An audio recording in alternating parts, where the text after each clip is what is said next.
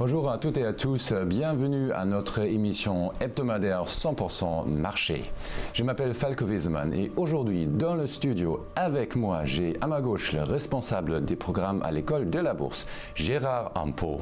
Bonjour Falco, bonjour Laurent, bonjour à tous. Bonjour Gérard. Et à ma droite, comme d'habitude, le président de l'AFAT, de l'Association française d'analyse technique, Laurent Albi. Bonjour Falco, bonjour Gérard, bonjour à tous. Bon, bienvenue à notre émission. Donc, quels sont les thèmes d'aujourd'hui? On va parler du CAC 40, de la volatilité qui est de retour, du Brent et on va parler de l'Allemagne, du Deutschland. Et nous allons annoncer le gagnant de notre jeu d'investisseurs aussi. Et on va commencer tout de suite avec notre première rubrique, le bilan de la semaine.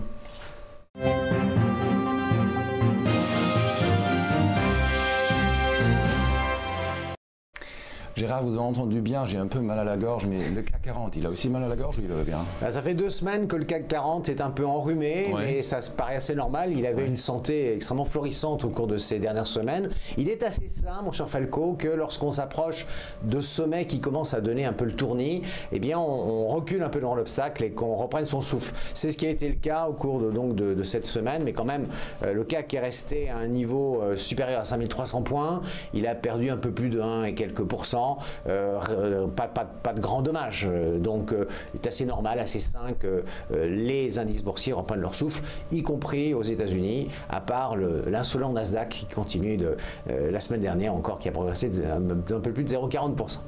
Merci beaucoup Gérard. Donc Laurent, qu'est-ce qu'on fait avec tout ça? Le CAC 40 flat, il baisse, il monte un peu. Là, ce matin, il a monté. Donc, Écoutez, Falco, je m'inscris dans les propos de Gérard, propos que nous avions déjà tenus ensemble la semaine dernière, à savoir que les corrections sont légitimes dans des marchés haussiers. Et c'est vrai que la baisse a été rapide. Je vais zoomer un petit peu pour vous permettre de revoir, c'est vrai, cette descente qui a l'air un petit peu comme ça, vertigineuse, rapide.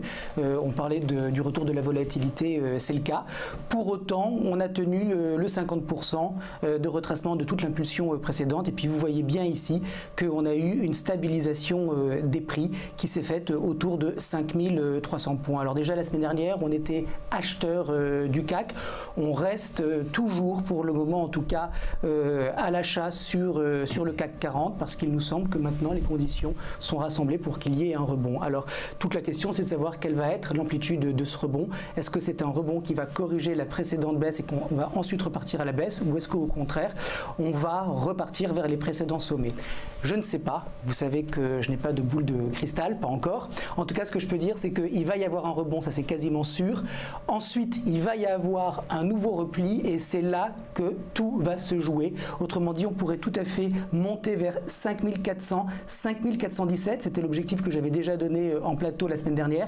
Sur cette zone, il va y avoir un pullback qui va faire retourner le CAC vraisemblablement sur cette zone et puis après c'est tout, c'est là que tout se décidera. En tout cas pour le moment, on est à l'achat sur le CAC 40. Alors je vais vous montrer le produit que nous avons choisi cette semaine. C'est un Turbo Call, son code c'est le 61AQB et ce qui est très important sur ce turbo, c'est que la barrière désactivante elle est à 5225, autrement dit vous voyez sous la zone de support à 5255 qui marque donc l'ouverture de ce petit gap haussier du mois de septembre. Donc Falco toujours à l'achat sur le CAC 40 avec le 61AQB. Merci beaucoup Laurent. Donc avant de vous présenter ce produit, je vous dis juste la phrase classique que vous connaissez déjà toutes, que ces produits présentent un risque de perte en capital en cours de vie et aussi à l'échéance. Donc je vous invite d'aller sur notre site d'internet produitbourse.bnpparibas.fr pour vous former à l'aide de brochures et vidéos qu'on a mis à votre disposition. Donc le produit qu'annonçait Laurent, c'est un Turbo Call, c'est le CAC 40 avec le code unique 61AQB qui est ce matin effet de levier de 37,43, une échéance de 16 mars 2018 et son prix d'exercice est suisse à barrière désactivante et à 5225 points et tout ça pour un prix de vente de 1,20 € ce matin pour un CAC 40 à 5337,13. Et voilà, on continue avec notre bilan de la semaine. C'est quoi le prochain bilan? Pour rebondir sur le risque de perte en capital, on évoquera tout simplement les grandes difficultés de titres comme Altis, Elior ou EDF. La volatilité est de retour et il est normal que lorsque les entreprises comme celles que nous venons de citer annoncent des profit warnings, qu'elles ne tiennent pas éventuellement les promesses qu'elles avaient faites au marché, celui-ci les punisse de manière tout à fait importante. C'est, j'allais dire, l'un des signes d'un marché qui est quand même déjà cher. On ne pardonne rien et donc Altis, par exemple, a perdu quelque chose comme 47% de la valeur de son cours entre le plus haut obtenu courant juin de l'année 2017 et aujourd'hui, sur l'annonce, tout simplement, toujours de perte de nombre d'abonnés sur SFR et donc de résultats qui ne sont pas du tout conformes à ce qui était annoncé. On rappellera ici qu'Altis est une société très endettée, on ne l'a pas oublié, c'est une société d'ailleurs plutôt mal notée par les agences de notation, c'est du high yield et lorsque le high yield commence à faire peur au marché, aux investisseurs, eh bien on regarde à deux fois avant de confirmer ou de continuer à garder les titres. Donc Altis a beaucoup souffert, j'en reviendrai sur les deux autres titres un peu plus tard dans nos flops. Merci beaucoup Gérard, et sans passer par Laurent, on va tout de suite passer au prochain point du bilan de la semaine, le Brent.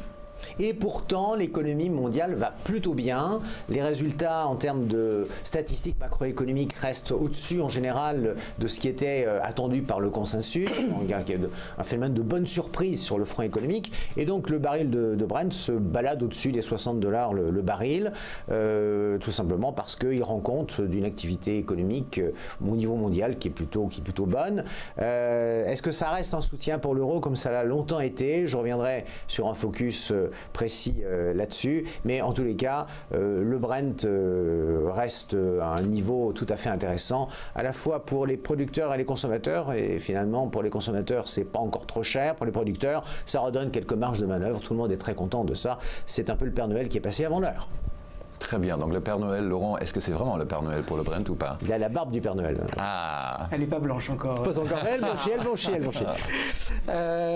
Écoutez, le Brent, il est bien structuré à la hausse. Hein. Vous allez voir dans un instant le chart à l'écran. C'est une tendance haussière bien rythmée avec une succession de creux et de sommets qui sont ascendants, des moyennes mobiles 10 et 40, autrement dit de très court terme et de moyen terme, qui sont toutes les deux bien orientées.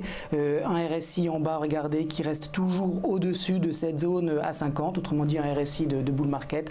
Pas d'inquiétude particulière à avoir sur le Brent dans cette configuration. À noter qu'il va y avoir une réunion de l'OPEP fin novembre.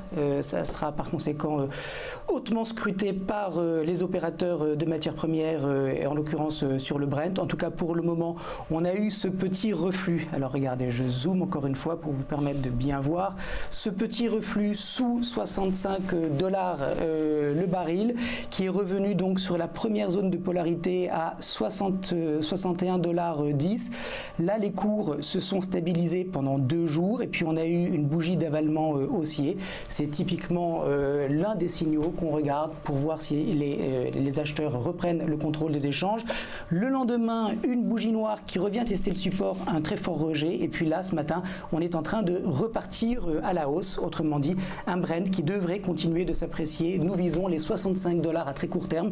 Et puis, si on a toujours cet talent acheteur, les 68,40. Alors, pour accompagner cette tendance, on a choisi donc un Turbo Infini Best Call. Son code, c'est le 17 AVB. Et ce qui est très important, parce que c'est la chose la plus importante sur les turbos, c'est la barrière désactivante. Et bien, vous le voyez, elle est sous 57,82 à 57,32. Autrement dit, on ne doit pas retourner sous ce deuxième support pour conserver un biais haussier. Et j'ai même envie de vous dire, si on cassait le 61,10 $, ça montrerait qu'il y a une pression vendeuse un petit peu plus forte que prévu et par conséquent, ça modérerait les appétits acheteurs. Voilà Falco, donc ce turbo, je le répète, un Infini Best Call 17 AVB.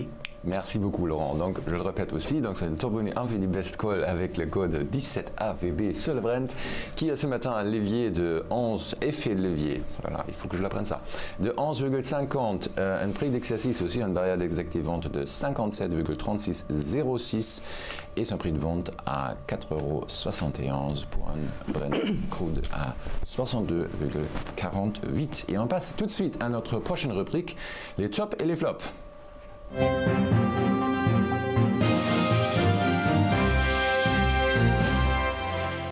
Alors, on commence tout de suite avec les tops. Et Gérard, quels sont les tops? Un beau top qui s'appelle Vivendi, société pour laquelle finalement les planètes sont alignées, puisqu'on a à la fois une société qui a renoncé, au moins provisoirement, à lancer une OPA sur Ubisoft. On a aussi une société qui a eu toujours, peut-être grâce à Laurent, un cadeau de Noël un peu à l'avance, puisque Universal Music, qui est une de ses principales participations, a vu son évaluation rehaussée par les investisseurs et les analystes financiers. Et puis on a en même temps une société qui, sur le plan de son activité à travers Canal+ et autres, finalement nous annonce des résultats un petit peu meilleurs. Donc tout va bien sur le plan de Vivendi, qui reste la plus forte hausse de la semaine, accompagné dans le même peloton par Ingenico, la sécurité pour les transactions, et puis Bolloré. Alors Bolloré, là aussi, finalement les planètes sont aussi alignées. C'est une société dont on se souvient que sur le plan fondamental, c'est d'abord une société qui gère des ports en Afrique, et donc tout ce qui est transport, et dès que le commerce international augmente, c'est extrêmement bon pour le gestionnaire d'infrastructure qui est Bolloré. On rajoutera que sur le plan de ses autres activités, entre autres la mise en équivalence des résultats de Vivendi, les résultats sont aussi au rendez-vous.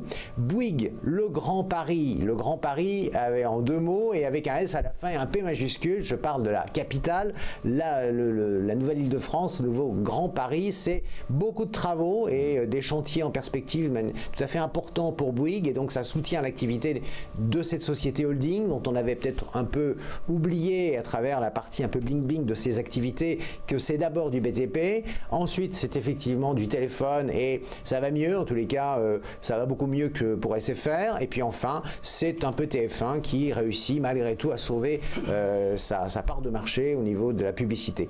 Enfin c'est Soitec et Ruby. Soitec, c'est tout simplement cette société qui fournit toute une série d'éléments pour les téléphones et puis pour tous nos outils connectés, et qui a sécurisé ses approvisionnements et qui continue à surfer sur la vague. Et puis sur Ruby, on back to l'activité pétrole, et en tous les cas gestion des stocks de pétrole, et aussi aide à la flotte, puisqu'ils font du soutien à l'approvisionnement des bateaux entre autres. Donc voilà quelques très beaux tops dans cette semaine baissière. Merci beaucoup Gérard. Donc alors Laurent, qu'est-ce qu'il nous donne Vivendi au niveau analyse technique? Eh bien Falco, d'un point de vue technique, ce qu'on peut déjà dire sur Vivendi, c'est que le titre a eu un très beau parcours boursier, puisque depuis février de cette année, nous avons assisté à une appréciation de plus de 40%, avec, vous le voyez à l'écran, un nouveau sommet dans cette ascension qui vient d'être inscrit.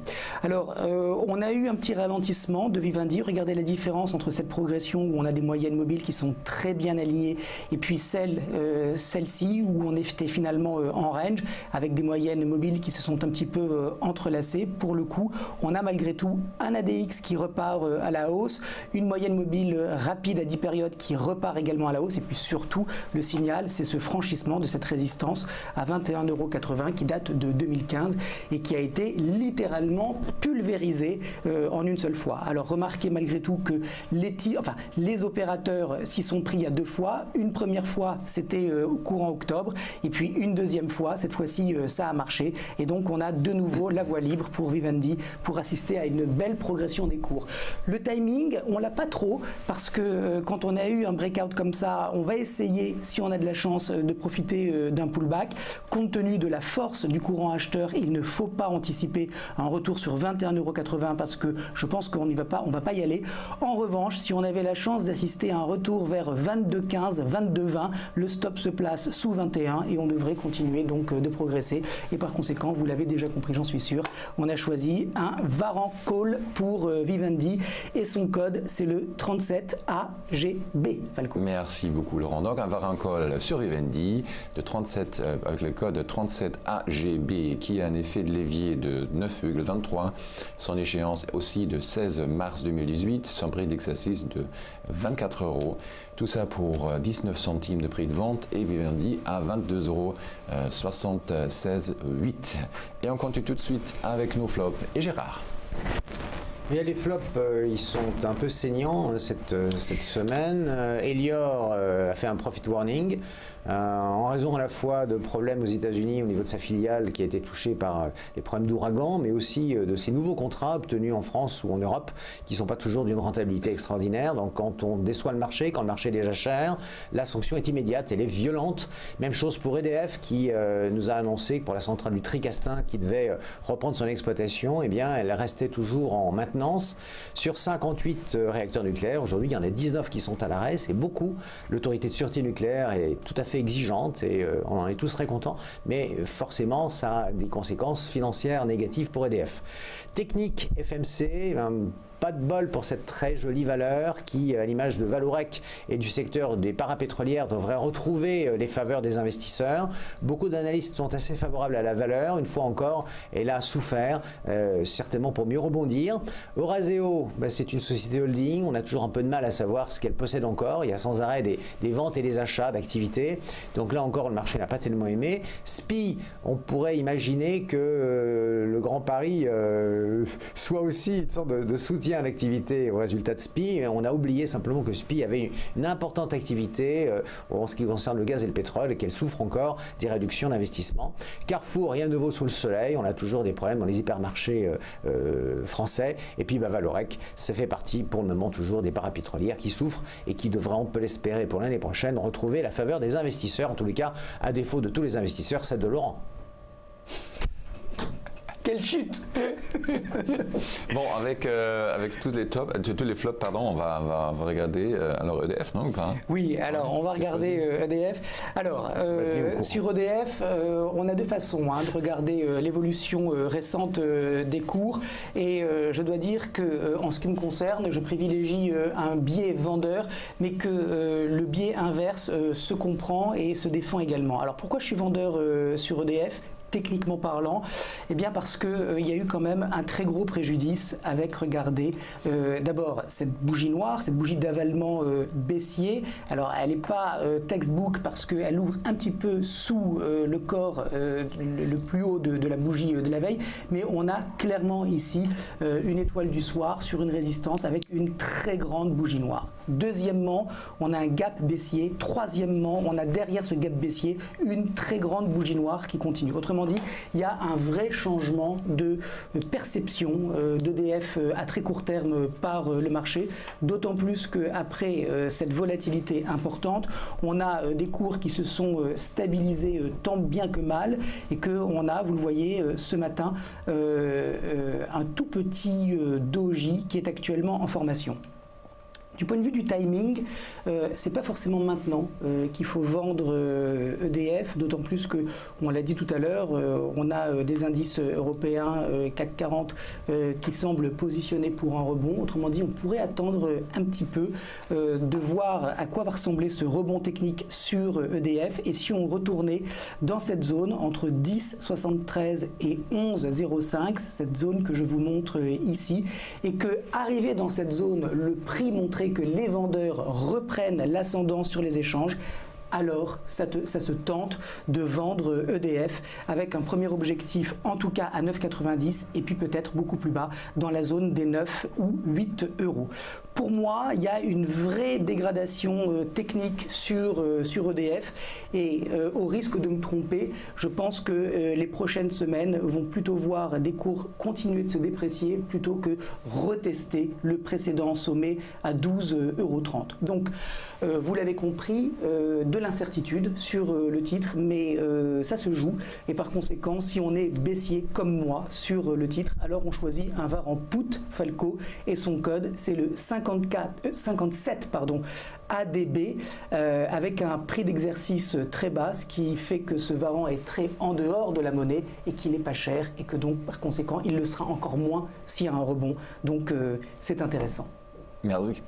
Pardon, merci beaucoup Laurent. Donc c'est un VAR en put sur EDF avec le code 57ADB qui a un effet de levier de 6,19 en échéance de 16 mars 2018, son prix d'exercice à 8,90 € et son prix de vente ce matin de 18 centimes pour EDF à 10,15 €. Et on continue avec quelque chose de très sympa. On va annoncer le gagnant de notre jeu d'investisseurs de la semaine.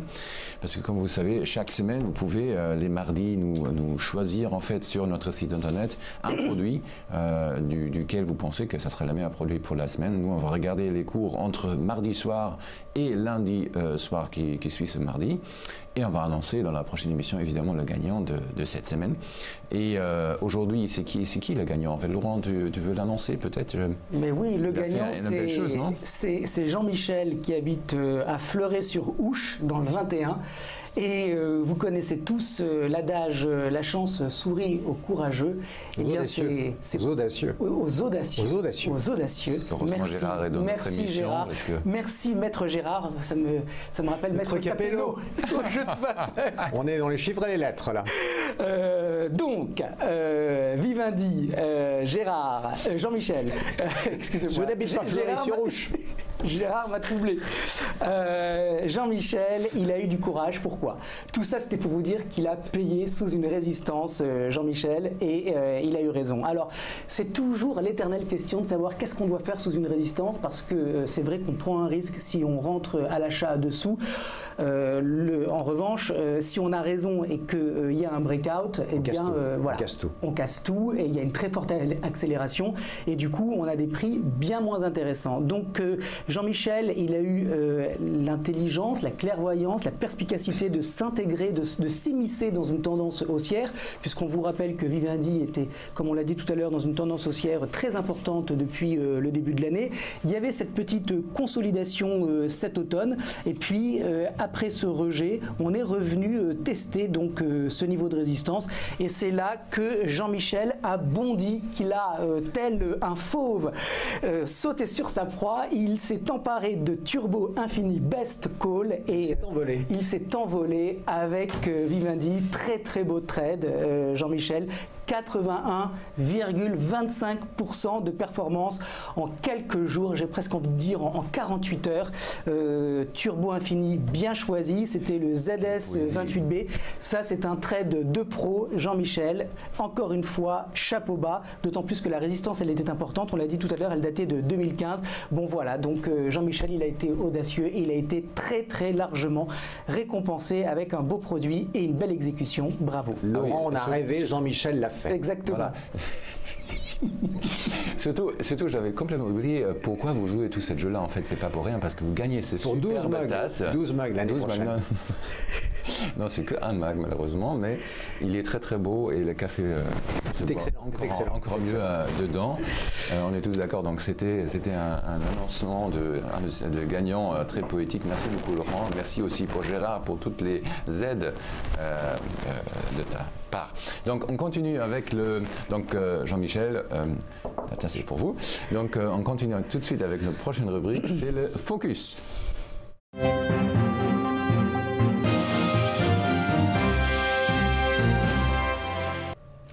Alors Gérard, cette semaine, on focus sur quoi?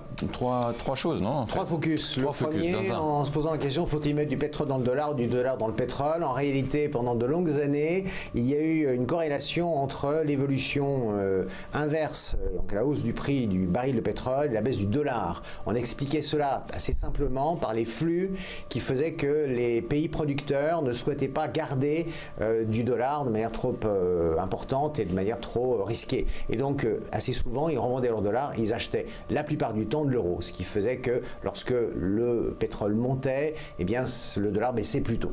Cette corrélation, on a le sentiment qu'elle est un peu terminée. Une des raisons à cela, c'est tout simplement que l'Agence internationale pour l'énergie nous indique que le nouveau premier producteur mondial de barils de pétrole et de gaz s'appelle les États-Unis d'Amérique.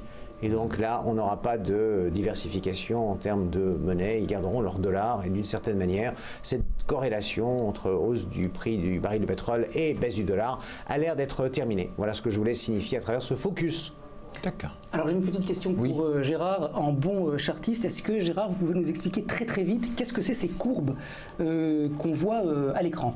On a à la fois des liens et des corrélations entre le prix du baril et le dollar, et on a des histoires de parité entre le dollar américain et le dollar canadien, puisqu'il y a toute une série d'éléments qui font que le dollar américain et le dollar canadien sont deux monnaies qui sont très liées au pétrole. L'une l'accompagnait, c'était le dollar canadien, l'autre au contraire s'en distinguait, c'était le dollar américain.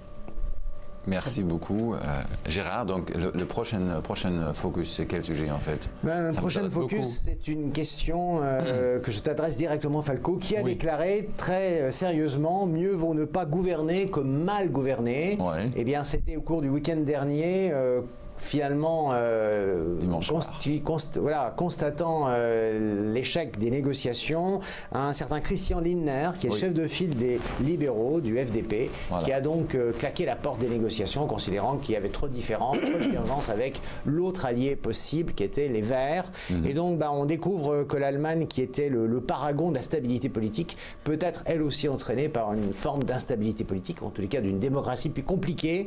Et simplement, je crois qu'il faut n'avoir aucune crainte sur le plan de l'économie. Il n'y aura pas de conséquences immédiates, et même à moyen long terme, dans la mesure où on a déjà observé dans les pays du nord de l'Europe, d'ailleurs, plutôt en Hollande ou en Belgique, la vacance politique, le fait que des gouvernements expédient des affaires courantes, ne nuit en rien à l'activité économique. Donc attendons simplement la suite des événements. Il faudra peut-être un temps de respiration plus long avant de trouver un autre gouvernement et une autre alliance entre partis en Allemagne. Donc plutôt un vue positif sur l'Allemagne en ce moment-là? Sur le plan économique, tout va bien. Sur le plan politique, eh bien, on va attendre que les Allemands trouvent un accord politique et puis peut-être de nouveaux leaders. D'accord. Et Laurent, qu'est-ce qui fait le DAX du coup avec le... Eh bien écoutez, je voulais vous parler du DAX ce matin parce que je trouve que finalement sa réaction, ou plutôt son manque de réaction, avec cet épisode politique est tout à fait significatif du consensus actuel des Allemands et des investisseurs internationaux qui sont intéressés par l'Allemagne sur le fait que finalement la situation économique est florissante en Allemagne, que le consensus auprès de la coalition jamaïque, comme on l'appelle, sur la rigueur budgétaire ne fait aucun doute. Autrement dit, finalement, il y a eu un petit peu de vol lundi, c'est-à-dire hier, sur les marchés, et puis finalement tout est vite rentré dans l'ordre. À noter que l'euro n'a pas du tout été attaqué, que les rendements allemands n'ont absolument pas bougé, et qu'on a finalement un DAX qui a très bien tenu sa structure haussière. Alors rappelez-vous, en début d'émission, on vous montrait ce repli du CAC sur 50%. Eh bien, le DAX est plus fort puisqu'il ne fait qu'un 38%. Le 38% de retracement d'une impulsion précédente, c'est vraiment le minimum syndical. C'est, j'ai envie de dire, c'est sain, c'est légitime. Quelle santé. Quelle santé, absolument. Et donc, on a un DAX qui est revenu sur ce 38%, qui est revenu sur cette polarité, qui est allé tester cette moyenne mobile à 40 périodes, avec un RSI qui reste au-dessus de 40. Bref, un DAX qui reste très fort et qu'on a bien évidemment, Falco, envie de payer, d'accompagner cette tendance. Alors, vous pouvez choisir entre le DAX ou le CAC. Vous avez le choix. En tout cas, pour ceux qui sont intéressés par l'indice allemand, eh bien, nous avons choisi un VAR en call et son code, c'est le XA17B. Merci beaucoup Laurent. Donc c'est un VAR en call sur le DAX XA17B qui a en effet levier de 21,23, son échéance de 16 mars 2018, son prix d'exercice à 13 500 et son prix de vente ce matin de 43 centimes pour un DAX à 13 051 points. Et voilà, on continue toujours avec le focus. Et Gérard? Alors, dernier focus sur Eurotunnel. Quand en bourse, on a une mauvaise réputation, qu'on a eu une histoire boursière un peu compliquée, eh bien on change de nom. Et donc, Eurotunnel est devenu hier Getlink, qui est en quelque sorte le résumé de ce que fait cette très belle société. Elle relie les hommes, elle transporte les marchandises, elle transporte des hommes, des voitures, mais aussi de l'énergie et aussi des télécommunications. Voilà, bienvenue à Getlink, en espérant que ce sera tel, en tout cas, que son avenir boursier sera beaucoup plus souriant que la longue et cruelle histoire d'Eurotunnel. Mais qui se termine bien, enfin, qui a bien évolué avec le temps finalement. Disons qu'il vaut mieux pas en parler avec les actionnaires, les premiers actionnaires d'Eurotunnel. Oui. Voilà, on en restera là. Mais un beau projet quand même qui finit par porter ses fruits. Absolument. Bon Laurent, donc on parle de l'ancien Getlink. De Getlink, mais on appelle ça toujours Eurotunnel en fait. On va changer le nom bientôt, j'imagine. Mais... Absolument. Alors on parle rapidement de Eurotunnel et on fait un petit clin d'œil à Jean-Michel parce que regardez, la config finalement de Eurotunnel, c'est celle qui existait sur Vivendi avant le breakout, c'est-à-dire que on est sous la résistance avec, vous le voyez, une tendance haussière qui a démarré au mois d'août, qui avait démarré bien avant, mais avec une impulsion, nouvelle impulsion donc démarrée au mois d'août, des moyennes mobiles qui sont parfaitement alignées et vous le voyez, de l'accumulation sous la résistance à 11,07 €. Alors à partir de là, vous avez le choix. Soit effectivement, vous craignez de passer acheteur sous une résistance parce que, et vous avez raison, vous prenez le risque que cette résistance fonctionne et qu'on a des prix qui reviennent vers le support à 10,50, ou alors au contraire, vous êtes audacieux, comme l'avait très justement... Vous faites le coup de Jean-Michel. Comme l'avait souligné Gérard, vous êtes audacieux et dans ce cas-là, vous payez l'action avant qu'elle franchisse parce qu'effectivement, quand elle le fera, il y aura une accélération, il y aura du slippage et par conséquent, vous bénéficierez d'un prix nettement moins intéressant. Je vous laisse donc juge de la manière qui vous semble la plus opportune d'opérer. En tout cas, on est dans une tendance haussière qui est claire. On a sous la résistance très peu de pression vendeuse puisqu'on voit ces petites bougies, ces petits dojis là qui s'accumulent, qui collent à la résistance. Autrement dit, on n'a pas du tout de vente pour le moment. À souligner, ça sera le mot de la fin, qu'on a des prix qui sont toujours au-dessus d'une moyenne mobile à 10 périodes exponentielles. Autrement dit, vraiment un caractère impulsif non démenti. En ce qui me concerne, techniquement, j'anticipe la continuation de la hausse et par conséquent le franchissement de ce niveau important à 11,07 €, raison pour laquelle je vous propose, et pour terminer donc, sur Eurotunnel, un turbo infini best call de code 89AOB avec encore une fois une barrière désactivante sous le support à 10,50 €. Super, merci beaucoup Laurent. Donc sur Eurotunnel Getlink, un turbo infini best call avec le code 89 AOB qui est actuellement en effet de levier de 10,94 et un prix d'exercice, une barrière désactivante à 10,3911. Tout ça pour un prix de vente ce matin de 10 centimes pour l'action à 10,92,5. Et on passe à notre prochaine rubrique à ne pas manquer.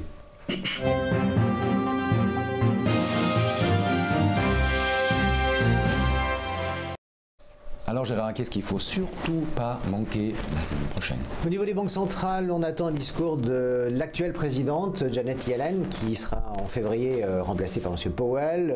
Certains médias se faisaient cette nuit l'écho d'une annonce de démission de la part de Janet Yellen. Attendons de savoir ce qui va en advenir. Côté des statistiques, eh bien, on aura en France des enquêtes de conjoncture et puis au niveau de l'Allemagne, le fameux IFO allemand qu'on attend tous avec beaucoup d'impatience.